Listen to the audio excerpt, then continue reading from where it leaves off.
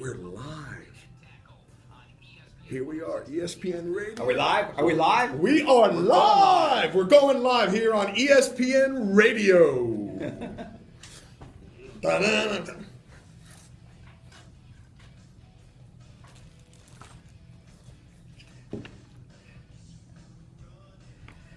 Hey, thanks so much for tuning in.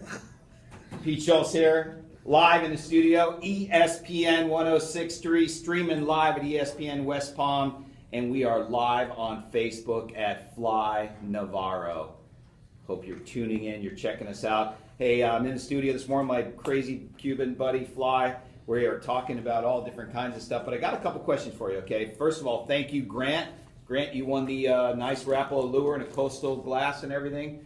You can pick that up at fishing headquarters.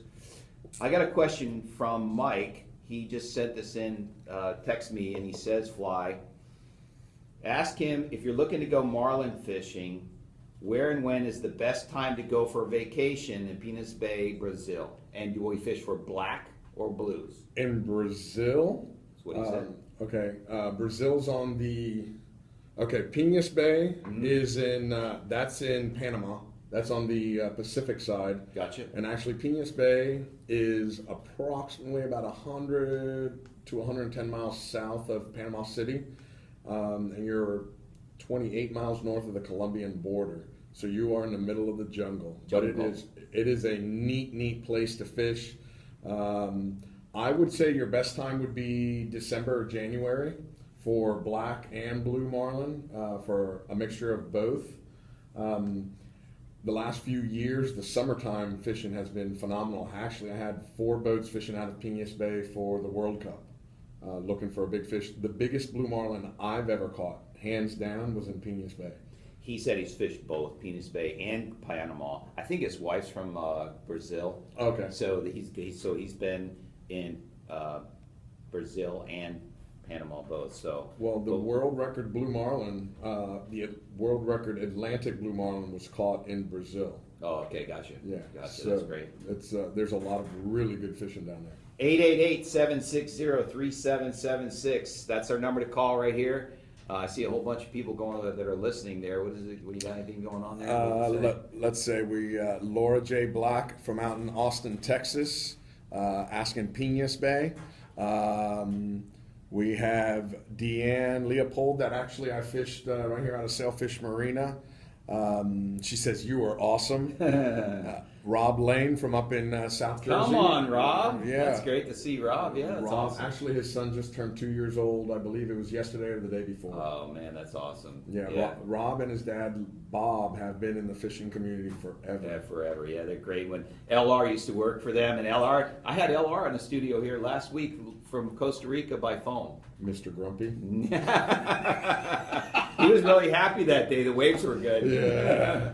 So, all right, so let's get back to fishing. Yep. Let's talk a little bit about, I want to talk about swordfish this morning. And the reason I want to talk about swordfishing is because September, October, November, as the current starts to slow down, we have an opportunity here to go sword fishing in the daytime and nighttime fishing, but daytime fishing. As the current slows down, it gives these guys a better opportunity to daytime swordfish offshore here. When you're out there 20 miles from Jupiter Inlet is about the destination in a southeast area. They call the, I can't think of the name of it right now, but it's about 20 miles south here. Anyway, so first of all, daytime swordfishing. Have you done much of it?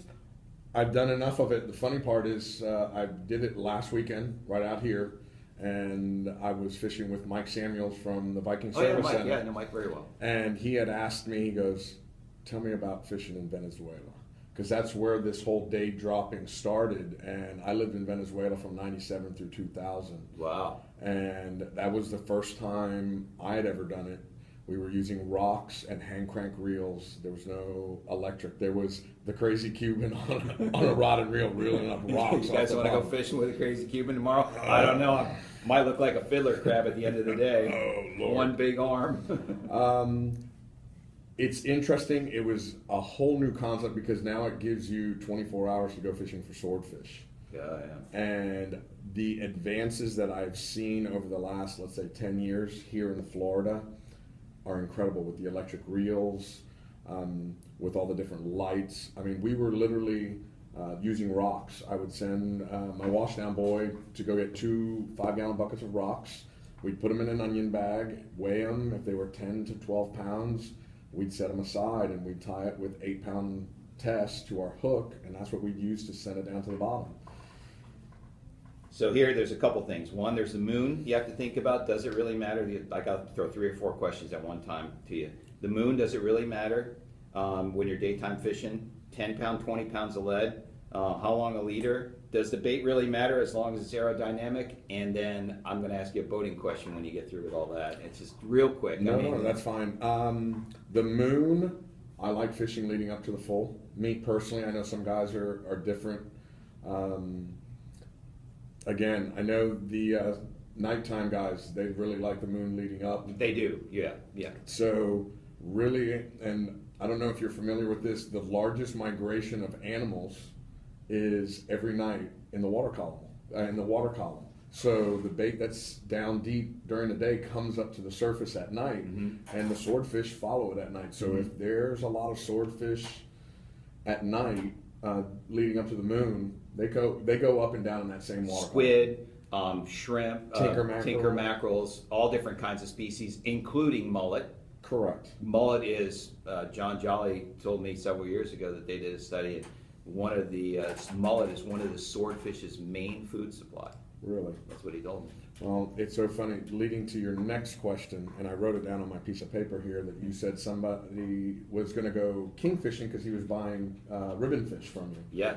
When I lived in Venezuela, that was one of my #1 baits. I'll bet. We were using ribbon fish, the cutlass fish. You cut open the swordfish's belly and they'd be filled with them. Wow. That and shrimp. One of my favorites was octopus. Again, they're aerodynamic. A lot of people talk about scent. I'm really not going to weigh in on the scent side. Yeah. Some guys are going to believe it. Some guys, to me, I want something that's aerodynamic, something that they can swallow easy. I always loved a whole blackfin tuna, just a small one, maybe a pound, and I'd rig it by the tail, clip off all their fins so it wouldn't spin, and let it sit on the bottom. That's a great point. That's a great tip. Make sure that they don't spin. I know in the last few years, ladyfish have become unbelievably popular. So have dolphins. Snakeheads. I'm hearing all this weird stuff. How about this, the giant squid now? What do they call the giant, real giant squid? They're cutting the fins off now and they're using them because they're really thick. Have you heard about that? No. What's a giant one called? The cobalt? I know the Humboldt squid. Humboldt, that's it. We get them over in, actually the biggest swordfish I ever caught was at night, and it was off the Hannibal Bank in Panama. And we thought we had a double header on, and the second one ended up being about a 60-pound Humboldt squid that we put in the boat. And the swordfish ended up eating about a 7-pound rainbow runner. And we thought it was a shark. Grabbed the leader. I was wiring the fish. It was the first fish I had wired in 6 months. I had broken my right hand, so I couldn't wire anything. I wanted to practice thinking it was a shark. I grabbed it on the left-hand corner of the transom, walked it across. I saw the fin in the dark. I said, oh, it's a shark. And next thing you know, I rolled the fish, and the whole white belly and underside of his bill lit up. And I dumped the leader. I said, oh my God, it's a swordfish. We proceeded to fight it for another hour and a half before we took it. And we never got a chance to weigh it. We were out fishing for about 14 days. We whacked it out. But the measurements, when we took it to Gray's Taxidermy, they had a fish that was 2 inches shorter and 3 inches less girth. That was 412. Wow. So we're guessing our fish was about 450, maybe 475. One of the biggest things for most of the smaller boats here, and there are a lot of small boats that are trying it, small boats being 25 to 40-foot inboard, outboard boats that are running out there and they want to fish during the day. One, you can see the shoreline. They don't have radars. It's in Florida. You know how it is in Florida. It's so easy to run out 20 miles to go dolphin fishing or whatever. And when you get out there at night 20 miles, it's a little eerie for guys who aren't familiar with it. So the thing is, and most of the fish here are caught anywhere from 1,200 feet of water to 1,600 feet of water. depending on lots of different things. But so you're fishing at depth of water. The biggest problem that I hear about with most recreational guys is they can't tell where their bait is when it's deployed and it's down the bottom because of the current. There's no current on the bottom, and there's strong current on the top in the first couple hundred feet of water. And their line, the boat's facing one way, the line's going around to their bait, and it's in the back. Is there an easy way for them to fish it? Hire a captain? Is that the easy way? That would be the easy way, but we're a do-it-yourself kind of community. You really are, no doubt. I still do it. I'll call somebody up, ask some advice, and I'll go try it. One of the biggest things for me is adding more lead. I know last week there was... So it's dragging more on the bottom? So you can feel it when you can feel it. When you can feel it. Some guys like to bounce it up and down off the bottom, but it's hard to tell when you have, let's say you are fishing at 1,600 foot of line. It's become very popular with the braid, 100-pound braid. Now I've heard in the last few months that guys are going down to as light as 50 pounds. Yeah, 65. We sell a lot of 65. Went to 80, 65, and I'm hearing some 50s. Yeah, because it's less drag. Less drag. So you're fishing 10 pounds of weight to start? 20 pounds of weight? What are you fishing? Last week we finished off with just over 20 pounds. Wow. And is that a breakaway? No.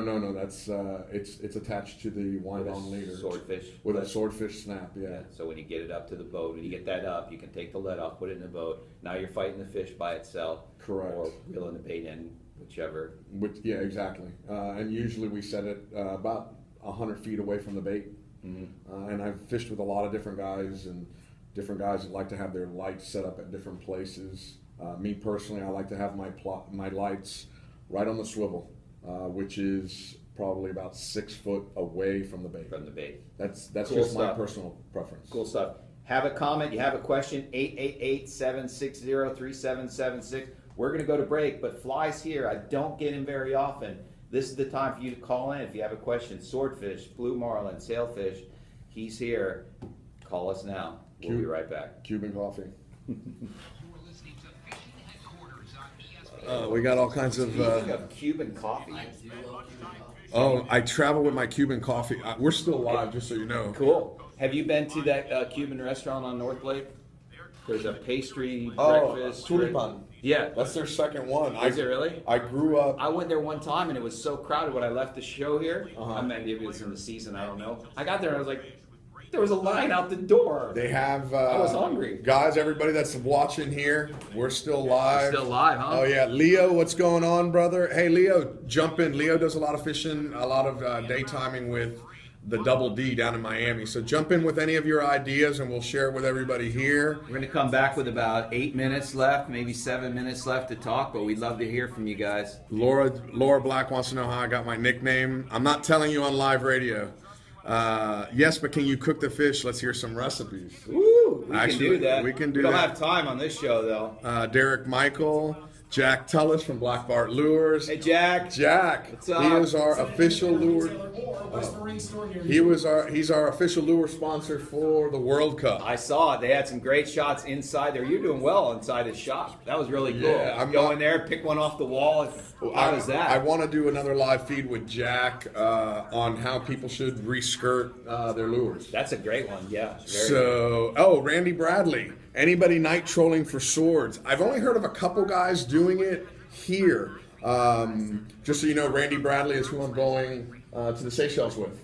So I heard they were using some Molecraft lures and doing some trolling at night. There was a guy that used to come in my shop. He would go out nighttime fishing for swordfish. He would high speed the last 2 hours for yellowfins. Really? In the summer, it was in August, and he would go out there and he caught 112, and he caught 2 yellowfin tunas trolling the last 2 hours, 1,000 feet of water, getting out there to where he was going to swordfish at nighttime. We, the guys up north, Hudson Canyon, Tom's Canyon, they're trolling at night for big eyes with ballyhoos, and they're catching swordfish. Wow. Going regular speed. We're not talking about slow trolling. Yeah, they come up at night, right? They come up to the surface to feed? Yes, same thing. Preston Searle. Went to high school with Preston. He said, nice plug for Tulipan. The original one's off of Belvedere. Belvedere? Yeah, I so- saw the one on North Lake. I went there one day. I was like, man, this is great. It's just, it's busy. So everywhere I travel, I take my Cuban coffee pot. I take an electric Cuban coffee pot so I can have my Cuban coffee. And I was in Washington, D.C., and one of the meetings was going a little slow, so on our 10 o'clock break, I went up to my room, I made a pot, I come back down, and I asked anybody, you want Cuban coffee? And here I am pouring Cuban coffee around at the table in Washington, D.C. That's great. Hey, this guy's great to have on our panel. He brings us coffee. I bring coffee. Let's see, we night troll all the time, and then they troll off Kenya for swords with good success. So they troll in the Seychelles and in Kenya for swordfish. That's great. That's So, awesome. man, keep it coming. Keep it coming. We'll, You know, we'll share it with everybody. It's really here. interesting. I want to tell you a real quick story before we come back. My favorite fishing of all was giant bluefin tuna fishing in Khaki. That was my favorite thing of all when I was growing up. To see 8 or 10 submarines, giant torpedoes coming at you when you're slowly going down Tuna Alley, and to see those things on the surface and then turn around and bait them and get that bite was the best fishing ever. I never got a chance to do it. The best fishing ever. There's- I'm envious of you going up there. It's awesome. I'm looking forward to But it. to get in the water, I'm looking forward to getting in the water. oh, I'm man. looking for. Actually, one of the things I'm going to go today is to the golf shop to get me a golf ball retriever stick. And it's something we maybe want to talk about here because we talked about it at National Marine Fisheries of not pulling billfish out of the water. Maybe we'll do that when we come back. Let's talk about that and the swordfish allocation thing. Yes. And that'll tie up the end of our time. Oh, how long are we on for? We're only on for 6 more minutes. That's it? Yeah, we're done, dude. Only an hour? We're done. I told you I could talk forever. Guys, you're going to have to stick with us for the last 6 minutes. You know what? We can stay after a few minutes and keep going here Okay, if you that's want. fine. If we Yeah, don't get anything in. That's that's fine. Just cut the commercials. We don't need commercials. I know. Let's go live. That's Chris's fault. He's the one doing the commercials. I get you guys back in the break. I have to upload something I was supposed to upload it, but I uploaded the wrong one, so it takes me like No problem. We're live, buddy. Duke, what's up, my brother? Casellas from Puerto Rico. All my Forest Hill high school fans. My alma mater. Oh, man. Hey, thanks so much for tuning in with us. We got about 5 minutes left here on ESPN. We're on every Saturday here on ESPN 106.3. We stream live at espnwestpalm.com. Also, if you are listening or you're watching us on Facebook and you want to go back and hear the show, you can go to the ESPN website, go to the audio vault, scroll down to Fishing Headquarters, click on it, it'll say In the Studio Live with Fly and Pete. So you can Sweet. listen to it anytime, or you can pull it up on your podcast. So Fly, a couple quick questions, okay? Because we only have about 5 more minutes. 2 things that you and I talked about earlier before we went on the air, and one was it's about the swordfish, which we just talked about the allocation process in the highly migratory species and recreational side of it. And what was the second one we were going to talk about? Ooh, that's a good question. It was We've already definitely lost it. Yeah, you're our supposed train to of write it thought. down. I I know, was didn't. I was I didn't excited do to it. see. So let's talk about that. Let's talk about the billfish, the highly migratory species, and how it works with the swordfish. Okay, I just remembered. It's we want to talk about not pulling fish into the boat. Fish in the boat, white marlin. Okay, here's the thing, guys. We talked about it at National Marine Fisheries Advisory Panel. As of right now, we're in September. The recreational guys have reported only catching and landing 221 swordfish. That's in the Atlantic. That's in the Atlantic for our national waters, meaning Correct. the East Coast, the Gulf of Mexico, and Puerto Rico. And there's been more than that caught probably in a month or 2 months in South Florida that just haven't been reported. I bet you probably get that on a weekend. So everybody knows that they need to have a highly migratory species permit to go swordfishing and land a swordfish or billfish or tuna or shark. Okay, you have to. That has to be on your boat. It's really easy. You can pull it up on the website. No. I want to grab this because I want to send this into National Marine Fisheries. So Okay. I'm just. So everybody knows that they need to have that permit to go swordfishing, billfish, tunas. Tunas, correct. Not counting blackfin tunas. Not counting blackfin. Okay. But here's the thing. This is the most important thing. If we do not report these fish as caught, we are allotted X number of tonnage. If we do not report it and it shows that it's underreported, they will sell our recreational allotment to another country. So do you hear what he's saying? Yes, you have to have the permit, okay, but the second side of the permit is when you catch a swordfish, you have to report the swordfish. That's why they're doing it. They're making you buy one so that they can get control of what the recreational guys are doing. What are we doing? What are we catching? And so that we get our fair share. It's just like anything else. The rules are based on scientific data. You guys have to put in your part of it. You have to fill out your catch report if you want to continue to catch swordfish off the coast of Florida. Now they are talking about implementing or building an app that will allow you to get on your phone and report swordfish, bluefin tuna, yellowfin tuna. This is all up and down the coast, Gulf of Mexico. So you come in and you could just fill it out on your iPhone and send it. They're still working on that. But you need to report your fish. So we've got 1 minute left. They talked a lot about data on billfish and releasing billfish in mortality. Specifically white marlin. But the biggest thing was don't pull them out of the water for pictures. The more you pull them out of the water, the more chance they have of mortality. Do not pull them out of the water. For those of you that don't follow me on Facebook, follow me on Facebook at Fly Navarro.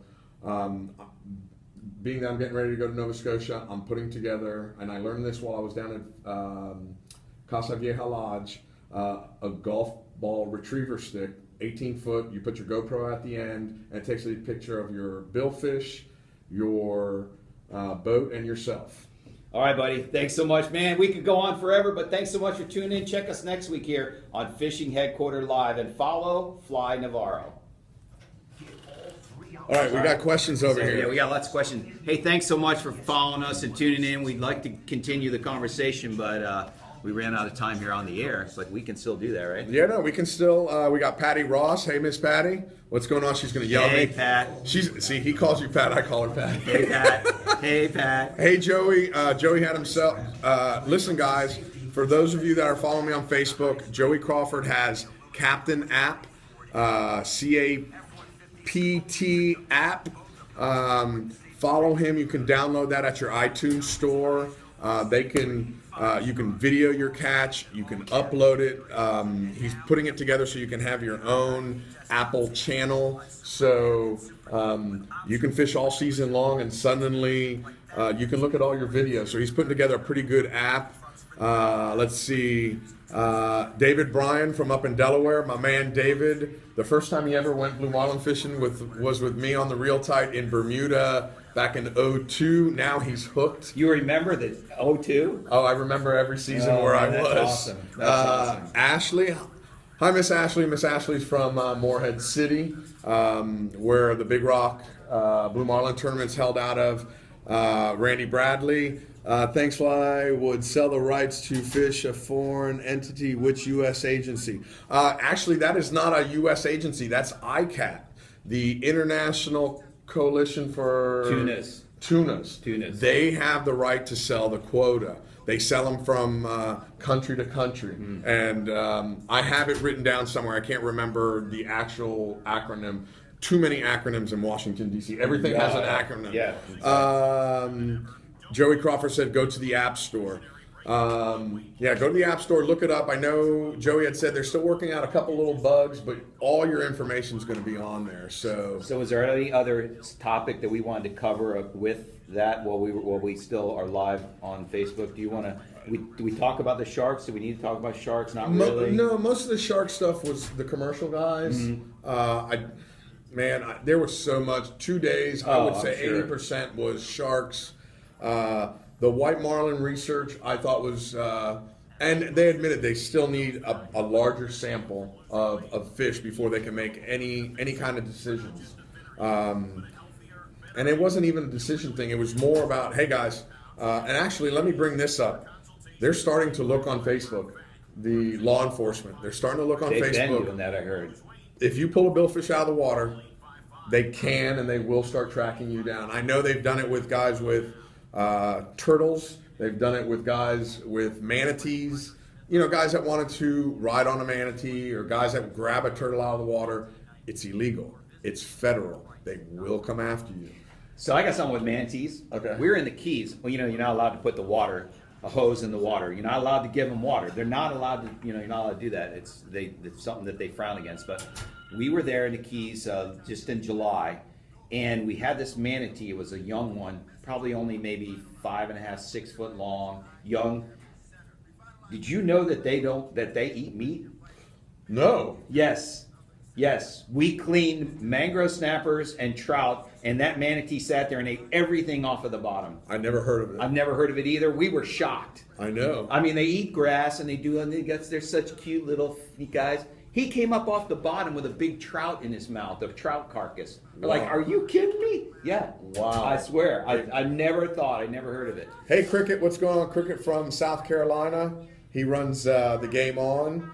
They go down to Casa de Campo for the spring. He's usually here in the winter for a couple months anyway, December through middle of January. One of our people that just comes through South Florida and enjoys our great fishing. We have a lot of those guys that travel, Florida, South Florida is where everybody used to come. It's such a hub. It is.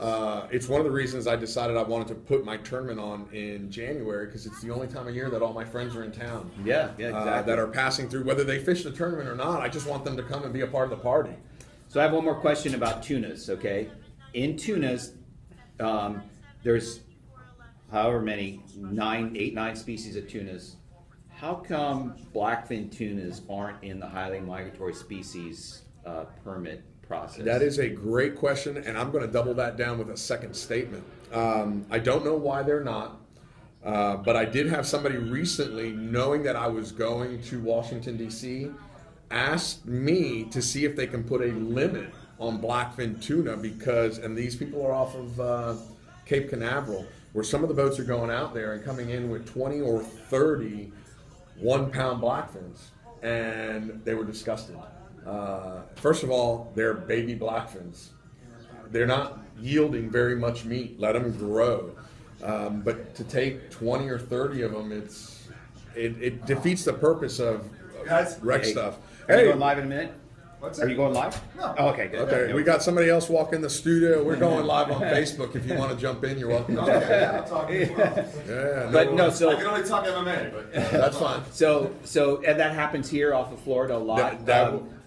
And there's several guys out of Jupiter and West Palm and Sailfish Marina that have really said, okay, listen, let's not take all of these blackfin tunas. Let's try to educate the public. Let's try and make sure that, you know what, if it's 2-3 pounds, it's not worth cleaning. Why are you killing this fish? They grow so fast. So, that being said, there has been some talk that while we have all these blackfin tunas that are being caught that are these smaller fish, a lot of times there's more than just blackfins mixed in there. There's bluefins, there's big eyes that people can't tell the difference because they're only this big. They haven't developed yet. I know what I learned at National Marine Fisheries off Virginia in the summertime, the football size, these same size bluefins that are maybe a pound are the offspring of the bluefins that are in the Gulf of Mexico and make it up to Virginia by, let's say, August, September. So that means they have to go through the Gulf, around through the Keys, and then they're coming right along the South Florida coast, which could easily mean you're harvesting an these illegal. blackfins could be other species. There's a very we don't good know chance. that. We need scientific data. Yeah. Let me hold on. I just want to. Looks like the rum was flowing during the fish cleaning. If they start to record their catches now, we will have info to help them the cause. That's Joey with his Captain app. Guys, go check it out. It's a pretty neat app. It's pretty simple. He's got Carrie Chen artwork. You just press the fish, that you caught and then fill out whatever information you want. Brian jumped in there. I definitely agree with your thoughts about the blackfin tuna. Yeah, it's a really big issue. Was it a big issue up there? They didn't talk about it, but I know I spoke with one of the FWC officers, and I'm going to be reaching out to her again this week due to I had talked to her about some getting kids involved in fishing. With you and I have talked a lot about and talked with the West Palm Beach Fishing Club. Yeah, we've talked a lot about that and everything we can. And it's definitely one of my big things that I've always wanted to do. And with all the things I'm doing on social media, that was the original reason I called, because I wanted to do something like this, 5 to 10 minutes with some basic stuff for kids. And listen, it's not We'll just do it. kids. No, we're going to do it for sure. 5 or 10 minutes tying hooks, how to properly de-hook a fish, maybe some fish ID, basic stuff that will stay on the internet, and it's not just limited to the 100 people in a room. It'll go around the world. Gotcha. So Doug Coven runs the Copper Leader here out of North Palm Beach Marina, out of Old Port Cove. Doug will always back up into a head sea to get his deckhand wet. That's what he does. He does a bunch of other stuff. He yells a lot when a sailfish comes up in a spread. It's just a sailfish. It's just a sailfish, Doug. You hear that, Doug? Just a sailfish. Hey, could you do me a favor and put the boat in a turn? I want to get a. You saw me putting the baits out on the right side. Why did you turn the other way? So Doug grew up fishing out of Miami, and kite fishing. Oh, that's not him jumping. I figure he's going to yell at me. You're used to that. Oh, I'm so used to it. And we put the spread out, and just as I get the last bait out, I get a little tug, and it's a sailfish. I drop back, I hook him up, and I hand the rod off to somebody. He hasn't seen it yet, so once I get the guy set up, I look up at him. I go, "Hey, man, could you kind of give me a little turn here?" And he starts yelling, "Oh my God, it's a sailfish!" And I'm like, "Doug, we know, we got the guy in." As soon as he puts the boat in a turn, there's a second fish up on our teaser, and I start yelling at everybody, "Stop whining! Don't clear the spread. Let's hook this fish."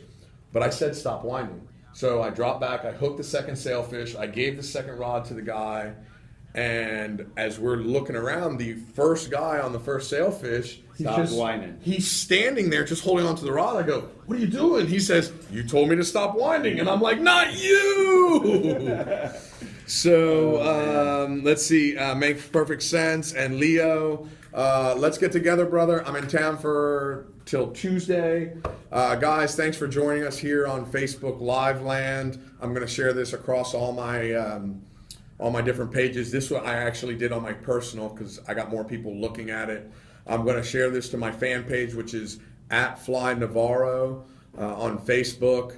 Pete, you are? Pete at Fishing Headquarters, Jupiter. You can check us out on Facebook, Instagram. We've got it all going to Fishing Headquarters, Jupiter. That's the best one.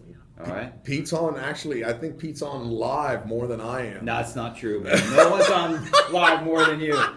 Guys, thanks for tuning in this morning. It's been great to have Fly in the studio. I hope to get him back here. I want to get you back after you go on your second trip.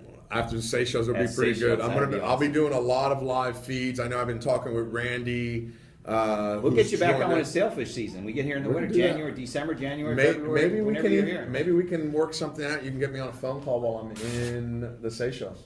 That'd be awesome. We could do that. I have no problem doing that. Guys, thanks for joining us. ESPN Radio 106.3. ESPNWestPalm.com if you want to hear the show that we just put on here today. Go to the audio vault, scroll down to Fishing Headquarters. You'll see Fly's name right there. And you guys know how to get a hold of me. You found me once. I can't hide. There goes my chance of the witness protection program. Thanks, guys.